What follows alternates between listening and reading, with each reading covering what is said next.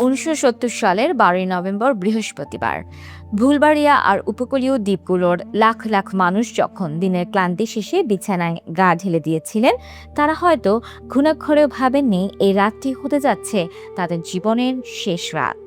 বঙ্গোপসাগরের বুক থেকে ধেয়ে আসা এক অদৃশ্য দানব যে তাদের সমস্ত স্বপ্ন, সংসার আর স্বজনদের এক নিমিষে কেড়ে নিতে প্রস্তুত হচ্ছিল, তা ছিল ভাবনার বাইরে। ঘড়ির কাঁটায় তখন মধ্যরাত। প্রায় 250 কিলোমিটার বেগের এক বিকট গর্জন আর 20 থেকে 30 ফুট উঁচু সাগরের নোনা জল প্লাবনের মতো আছড়ে পড়ল ভোলা, পটুয়াখালী, নোয়াখালী আর চট্টগ্রামের উপকূলীয় দ্বীপগুলোতে। কোনো আগাম সতর্কতা নয়, পালানোর কোনো পথ নয়। ঘুমন্ত মানুষগুলো বুঝে ওঠার আগেই চারপাশ পরিণত হলো এক অসীম জলকবরে।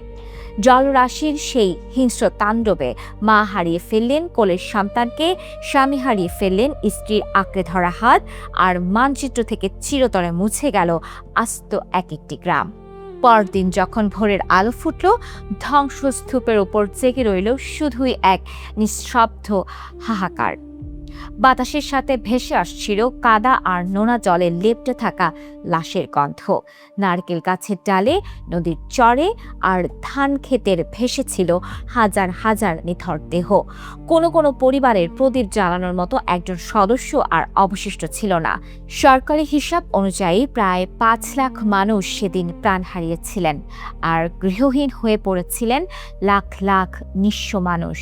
কিন্তু মানুষের বুকের সেই অসীম বেদনার চেয়েও বড় আঘাত হয়ে দেখা দিয়েছিল তৎকালীন পাকিস্তান সরকারের চরম নির্মমতা ও অবহেলা।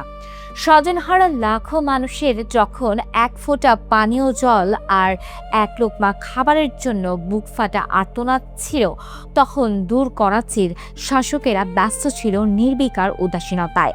আন্তর্জাতিক বিশ্ব যখন সাহায্যের হাত বাড়িয়ে দিয়েছিল, তখনও প্রশাসনিক লাল ফিতার দৌরাত্মে সেই ত্রাণ পৌঁছাতে লেগে গিয়েছিল বহুদিন।